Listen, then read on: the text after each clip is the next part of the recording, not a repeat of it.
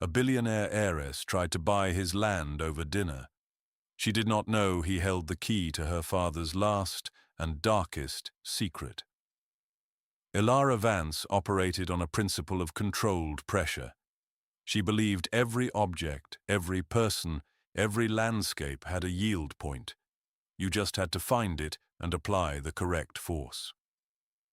The Oakhaven Valley was proving unexpectedly resilient. Her legacy project, the Meridian Reserve, required one final parcel of land. 300 acres of old-growth timber and stubborn bedrock that belonged to a man named Cale Morrison. He had refused every offer. Politely, firmly, over the phone, through lawyers, via registered letters. His refusals were as solid and unadorned as the valley itself. So she had changed tactics. An invitation, not a summons, but an invitation that felt like one, to the Airy Club, a place where the air was thin and the price of entry was a surname that echoed in boardrooms and stock market tickers. She had arranged for a car to collect him. She assumed he would be intimidated or, at the very least, impressed. A show of force disguised as hospitality. It was a language she spoke fluently. She waited in a booth of dark, oiled leather that smelled of old money and older whiskey. The city glittered below, a sprawling circuit board of captured light. It was her world. Predictable, manageable. He was late. Punctuality was a form of respect, and its absence was a statement. Elara's annoyance was a low, familiar hum. Then she saw the disturbance at the entrance. It was not loud, but it was a disruption in the seamless, choreographed flow of the club. Jean-Luc, the maitre d' whose entire career was built on discerning the worthy from the unworthy at a single glance, had his arm out. A barrier. The man he was blocking was tall and still. He wore a plain, dark jacket that had seen actual weather, not just the curated climate of a limousine. His boots were clean but undeniably work boots, the leather creased and scuffed in a way that spoke of labor, not fashion. His hands, resting at his sides, were large and calloused. He did not look like he belonged. He looked like the land she was trying to buy. Elara felt a flush of irritation. This was her guest. This was an extension of her power. Jean-Luc's snobbery was now her problem. The man, Cale Morrison, simply waited. He did not argue. He did not protest. He just stood there, his stillness a quiet rebellion against the maitre d's fluttering agitation.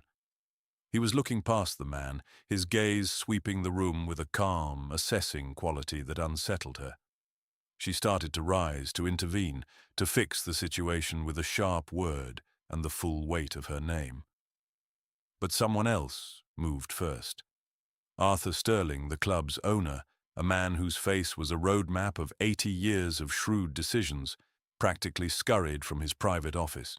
His movements were urgent, almost panicked. Arthur, who nodded to senators and barely acknowledged titans of industry, bypassed Jean-Luc without a glance. He went straight to Cale Morrison. He extended a hand, not for a handshake, but placed it on Cale's arm, a gesture of profound respect, of gratitude. Arthur's voice was low, but in the suddenly quiet entrance hall, it carried. "Cale, it is good to see you. Anything you need. Anything at all." Jean-Luc's face went pale. He seemed to shrink into his tuxedo. Cale's expression did not change. He gave a slight nod to Arthur. "I am here to see Mr. Vance's daughter." Arthur turned, his eyes finding Elara in her booth. He gestured. "Of course. Please." Cale moved past the now ghostly maitre d' and walked toward her. He moved with an economy of motion she had seen in architects and engineers, a physical understanding of space and balance. He was not shabby. He was solid, grounded. The club, with all its polished surfaces and hushed reverence, suddenly seemed flimsy in comparison. He sat opposite her. He did not apologize for being late. He did not comment on the scene at the door.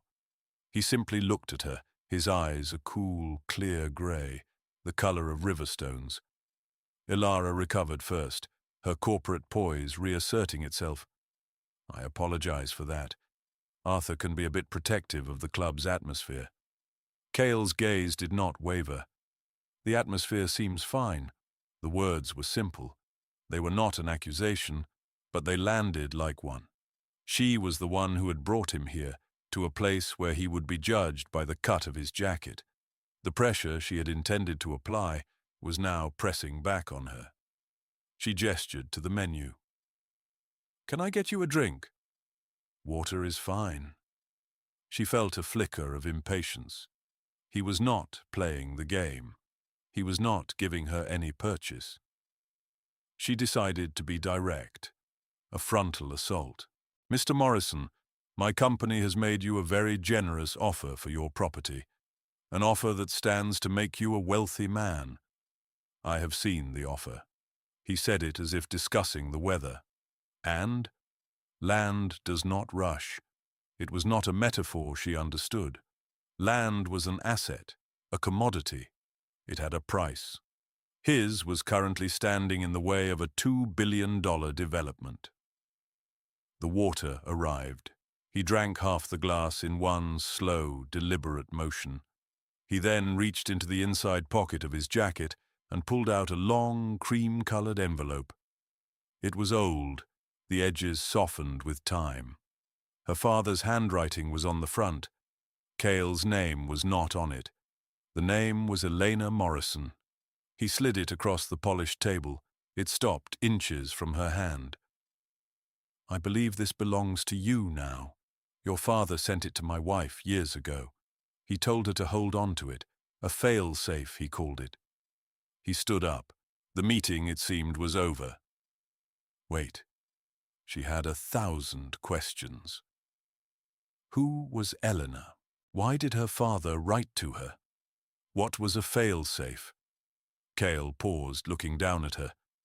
Most people only see what is flowering. They miss what is moving underneath.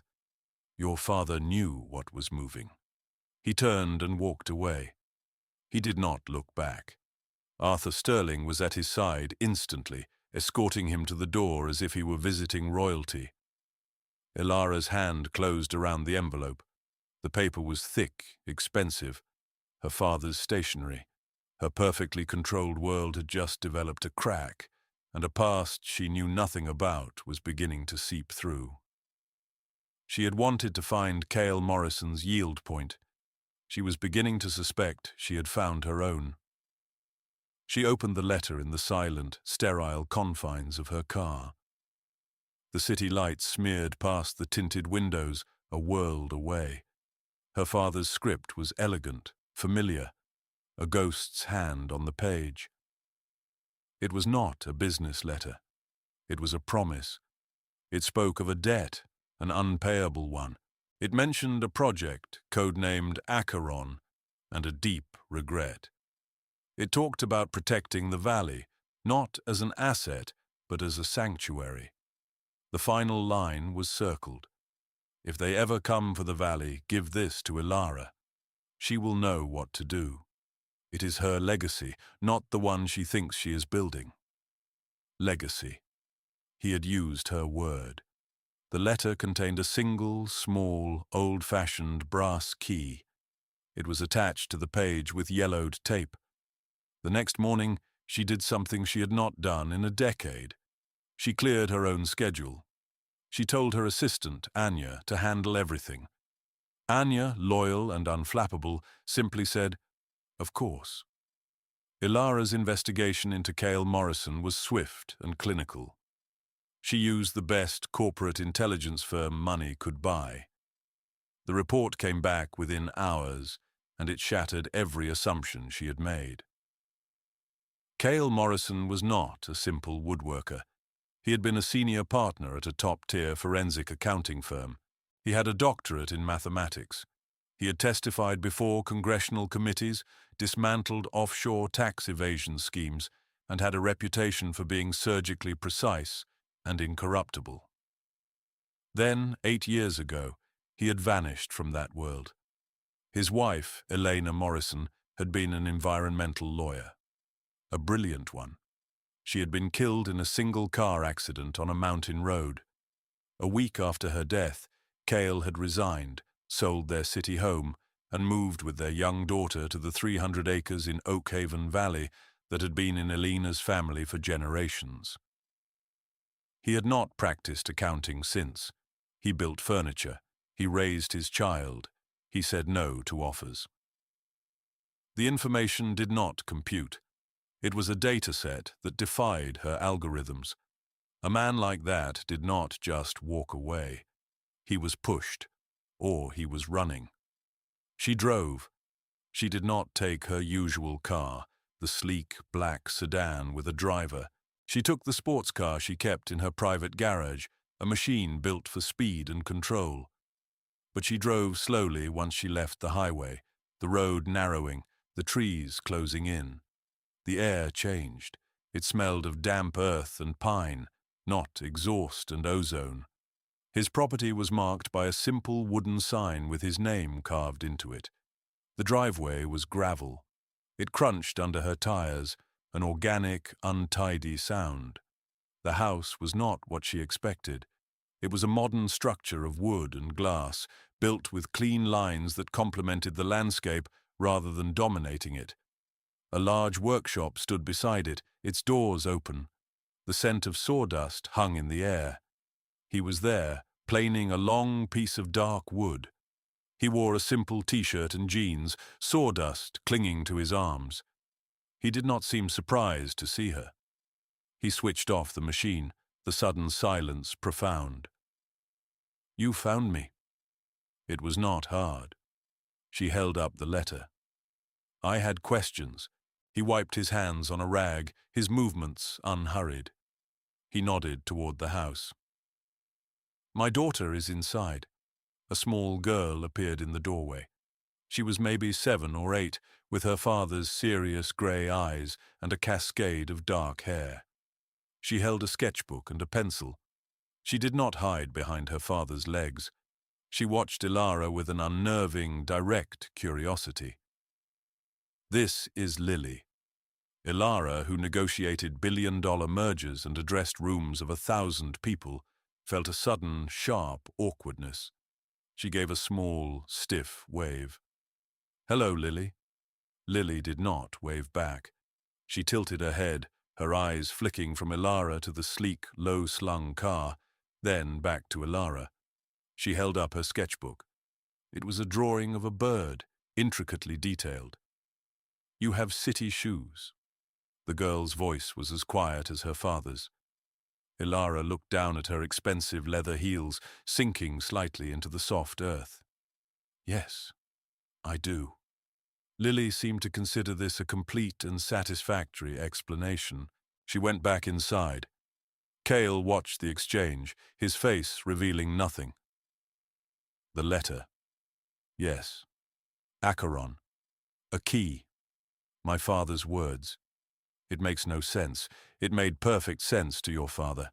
And to my wife. He led her not to the house but to a stack of freshly cut lumber near the workshop. He ran a hand over the raw wood. Land holds memories. That is why they want it. Not for what is on it, but for what is in it. They, the people you work with, the people who built the world your shoes are made for." The accusation was quiet, but it was there. She was one of them. She was the one coming for his land. "My father sent this to your wife. He trusted her." "Why?" "Because Elena was the only one trying to stop him." The statement hung in the air between them, nonsensical and terrifying. Stop him from what? From burying a mistake. A very big one. Before he could say more, Lily reappeared. She held out a piece of paper to Elara. It was not the drawing of the bird. It was a new one, done quickly in charcoal. It showed a rickety wooden bridge with a large crack running through the middle. Several of the planks were missing. It looked broken, unsafe. Lily pointed a small, charcoal-smudged finger at the drawing. It is near the creek. It needs fixing. Elara took the drawing. The paper was rough in her hand. She looked from the broken bridge to Cale, then to the girl. For the first time, she felt like she was not in a negotiation. She was in the middle of a story she had walked into halfway through, and she did not know any of the characters, least of all herself. The quiet of the valley was a deception. Underneath, something was moving. The first move from the city was not against her. It was against him. A legal notice arrived by courier, a cold spear of corporate jargon thrust into the heart of the valley. It was a preliminary filing for an eminent domain claim by a shell corporation she had never heard of. Ethelred Development Group. Elara knew the strategy. It was brutal and effective. Drown the small landowner in legal fees until they either give up or go bankrupt. She also knew who was behind it. There was only one person in her world with the ruthlessness and the resources to move this quickly, this silently. Marcus Thorne. He was her primary rival on the board, a man who saw business not as creation, but as conquest. He was all polished surfaces and predatory smiles. He had been circling her Meridian Reserve project for months, sniffing for weakness. He had found it. He had found Cale Morrison. She called her legal counsel, a sharp, loyal woman named Chloe, who had been with her since the beginning. Chloe's voice was grim. "This is his play, Elara. He is using the valley to destabilize your position. He is painting you as distracted, sentimental. He is going to make a move for control of Vance Global. This land deal is his pretext. Block it. I am trying. But Ethelred's lawyers are top tier. They are claiming the development is for a public utility corridor. It is a lie, but it is a legally sound one. It will take months to untangle." Elara looked out the window of the small guest cabin Cale had offered her. It was Spartan, clean, and filled with the scent of cedar. Through the trees, she could see him splitting wood, the rhythmic strike of the axe a steady, grounding beat. He was preparing for winter. Marcus Thorne was preparing for war. The next attack was not legal. It was physical. She had been walking the property line with Cale, trying to understand the land not as a map, but as a living thing. He moved through the woods with a quiet confidence, pointing out boundary markers, ancient trees, the subtle shifts in terrain. He stopped. His body went tense. He was looking at a section of fence. The wire was cut. Cleanly. Not a break from age or a fallen branch. A deliberate act. Beyond the cut fence, deep tire tracks churned the soft earth. A heavy vehicle. It had come onto his property during the night. Cale knelt, touching the cold, severed wire. His face was a mask of controlled anger. They are testing, seeing how we react. We? The word slipped out. She had not intended it, but standing there in the quiet woods, seeing the violation, she felt it. This was an attack on him, but it was because of her. They were, for now, aligned. A fragile, unspoken alliance. That night, a storm rolled in, trapping her in the valley. The rain fell in sheets, turning the gravel drive to mud. The power went out. The world shrank to the confines of Cale's house, lit by kerosene lamps that threw long, dancing shadows on the walls. Lily was asleep. Cale made coffee on a gas stove. They sat in the near darkness of his kitchen, the storm raging outside. The house felt like a ship in a vast, dark ocean. For the first time, he spoke about his wife. Elena loved this place. She grew up here. She believed every inch of it was worth fighting for. He traced a pattern on the wooden table with his finger. She was working on a case before she died. A pro bono one. A small town downstream from a chemical plant was having health problems, cancers, birth defects. The plant was owned by a subsidiary of Vance Global. Elara felt a cold dread creep up her spine. Acheron. The project was codenamed Acheron. It was a new type of industrial solvent, highly effective, highly toxic. My father championed it. I remember the launch. It was supposed to be a revolution. It was a disaster, Cale said, his voice flat. It leached into the groundwater. The company knew. They falsified the environmental reports. They paid off inspectors. Elena found a whistleblower, someone from inside the lab. He was scared, but he was willing to talk. He paused, looking into the flickering lamplight. She was driving back from a meeting with him. The police report said she lost control on a curve. Brake failure. They called it a tragic accident. The whistleblower disappeared a week later. The case fell apart. The company settled with the town for a fraction of what it should have been, with a strict non-disclosure agreement.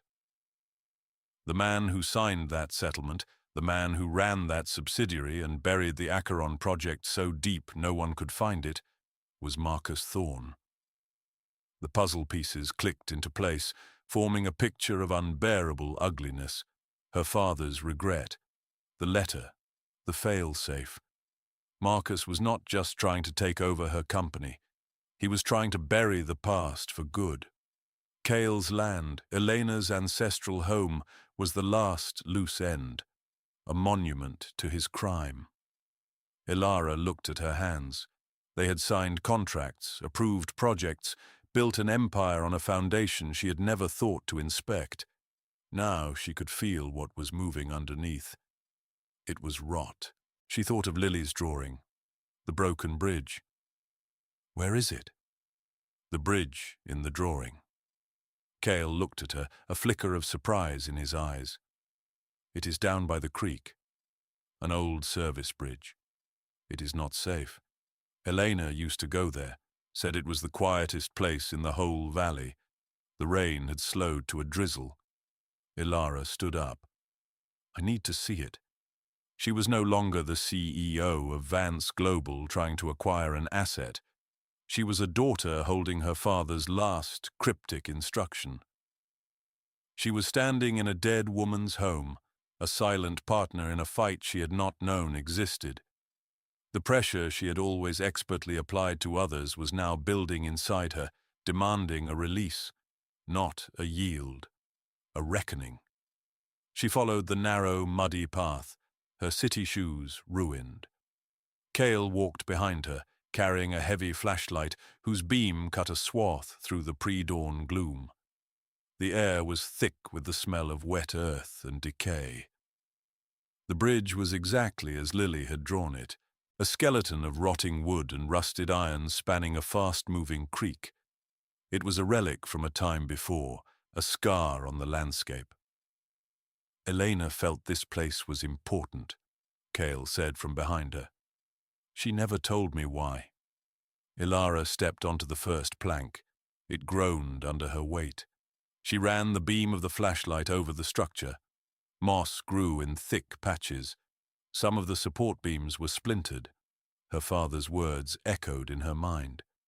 A fail-safe, not a document, not a person, a place. She knelt, ignoring the damp chill seeping through her clothes. She ran her hands over the rough wood, the cold iron bolts. It was an engineer's mind, her father's mind, that had conceived of this. Where would he hide something? Not in plain sight, not buried deep. He would use the existing structure. He would hide it inside the thing itself. She focused on the keystone of the small stone abutment on her side of the creek. It was a single, large, flat stone that supported the main crossbeam.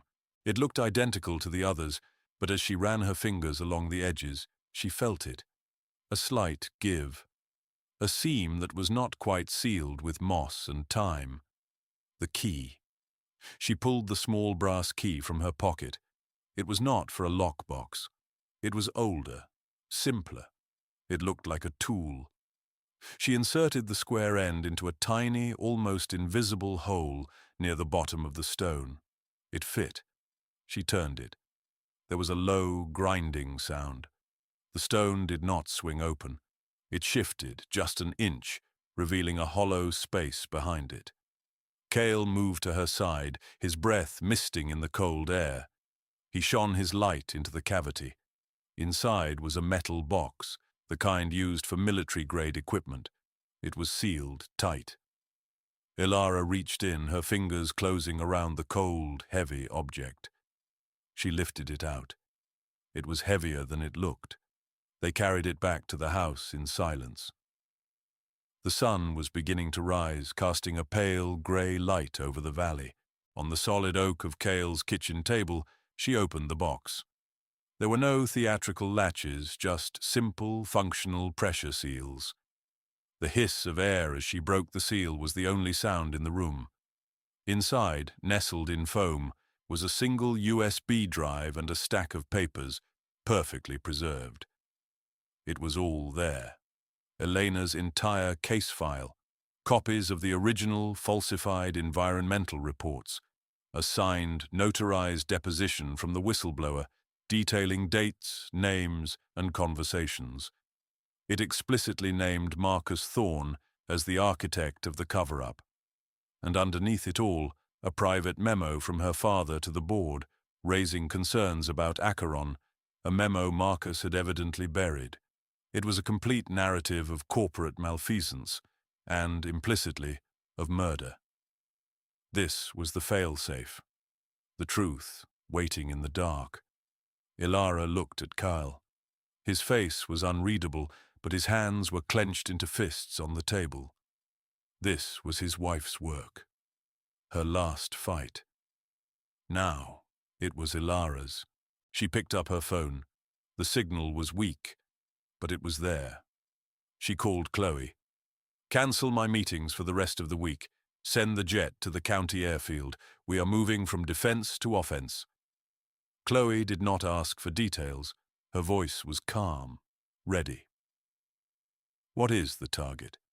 Elara looked at the name on the deposition, Marcus Thorne. But it was bigger than that. It was the entire rotten structure he represented. "The target is the foundation. We are going to bring the whole building down."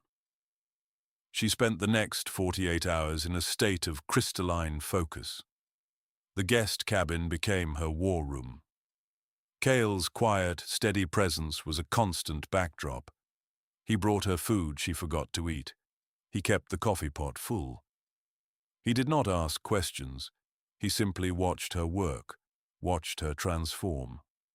She was no longer the transactional CEO. She was an instrument of a purpose that felt older and more real than any quarterly report. She dismantled Marcus Thorne's life and career with the same dispassionate precision he had used against others.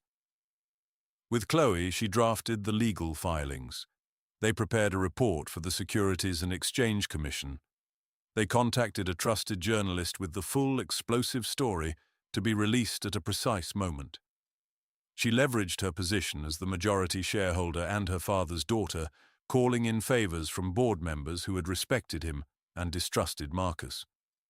She was using the tools of her world, power, money, influence, but for a cause that came from the valley. It felt like breathing for the first time. The plan was set. The final confrontation would not be in a courtroom, not at first. It would be in the place Marcus considered his temple. The boardroom on the 50th floor of Vance Global. The emergency board meeting was called under the pretext of discussing Marcus's takeover bid. He walked in like a conquering hero, his smile wide and confident. He thought he had the votes.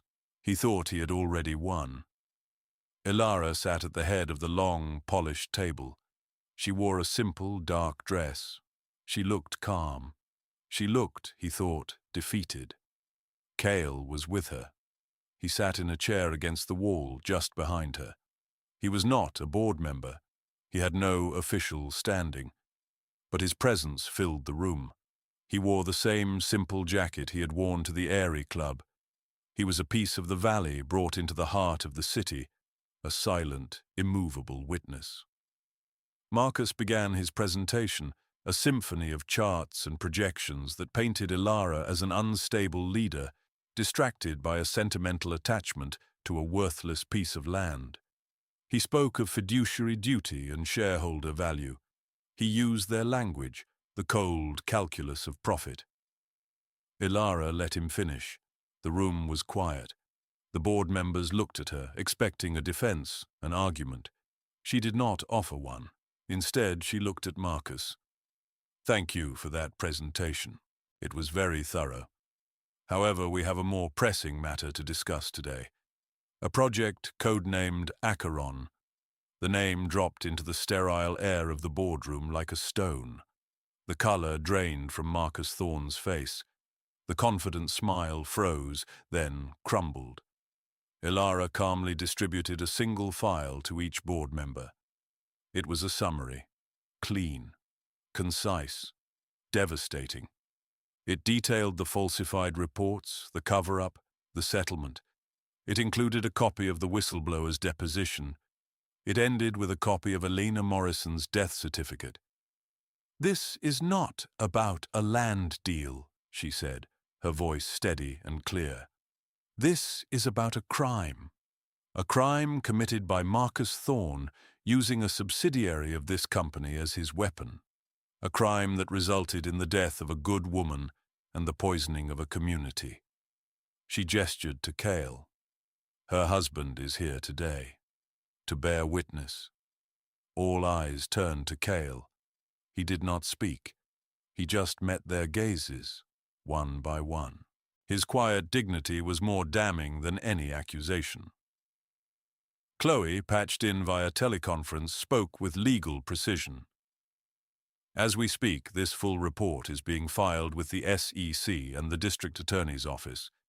A journalist from the Times is preparing to publish the full story. Ethelred Development Group has been exposed as a shell corporation created by Mr. Thorne to fraudulently acquire the Morrison property and intimidate a witness. The board's liability in this is substantial unless immediate and decisive action is taken." Panic erupted. The facade of corporate civility shattered. Marcus Thorne sat frozen in his chair, a man hollowed out, his empire of lies collapsing in real time. Elara stood up. "I am calling for an immediate vote. The removal of Marcus Thorne from the board, and as an officer of this company, for cause, and the immediate liquidation of the subsidiary responsible, with all funds to be placed in a restitution trust for the victims of the Acheron project." The vote was unanimous. Marcus was escorted from the room by security. He did not look at her as he left. He looked like a stranger. The aftermath was a controlled demolition. Elara oversaw it all. She established the restitution fund, naming it the Cale Morrison Trust. She worked with environmental agencies to begin the cleanup of the valley downstream from the old plant. She ensured the protected land was placed in a permanent, unbreakable conservatorship. She felt no triumph, only a quiet, profound sense of rightness, of a debt being paid. When the dust settled, she did one last thing. She called a final board meeting. She nominated Chloe as her successor to the role of CEO. "My father left me a legacy," she told them. "For a long time I thought it was this company, this building. I was wrong. It was a choice, a chance to fix a mistake. I have made my choice. Now this company is yours to run. I hope you run it well."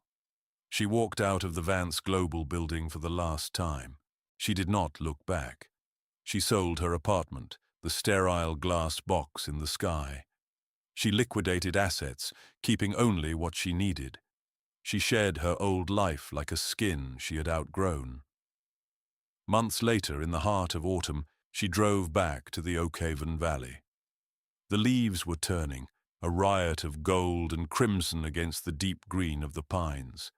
Her car was not a sports car, but a practical truck. She wore jeans and boots that were already scuffed. She pulled up the gravel driveway. Cale was on his porch, sanding the arm of a wooden chair. He looked up when a truck stopped, not with surprise but with a quiet sense of expectation. He put down his sandpaper. Lily came out of the house holding a piece of paper. She ran to Elara and handed it to her. It was a new drawing. It was the bridge, but it was no longer broken. It was whole, the planks solid, the railings strong. On the bridge, 3 figures stood side by side. A tall man, a woman, and a small girl in the middle, holding both their hands. Elara smiled, a real smile that reached her eyes. She knelt down. "It is a beautiful bridge, Lily. My dad and I are going to fix it for real," the girl said. Elara walked up the porch steps and sat down, not on a chair but on the top step, the worn wood warm from the afternoon sun. Cale sat beside her, leaving a small, respectful space between them. He picked up the piece of wood he had been working on. It was smooth under his calloused fingers. "It is good to have you back. It is good to be here." They sat in a comfortable silence, watching the sun begin to dip below the ridgeline, painting the sky in shades of orange and purple. The air was crisp, clean. The only sounds were the rustle of leaves and the distant call of a bird. His hand, which had been resting on the arm of the chair, moved. He placed it on the porch step between them. It was close enough that she could feel the warmth radiating from it, a small, unspoken connection. After a long moment, her own hand moved, resting on the wood near his. Their fingers did not touch, but the space between them was charged with a quiet understanding, a shared future. Foundations are not always made of concrete. Sometimes they are simply the ground you choose to stand on together.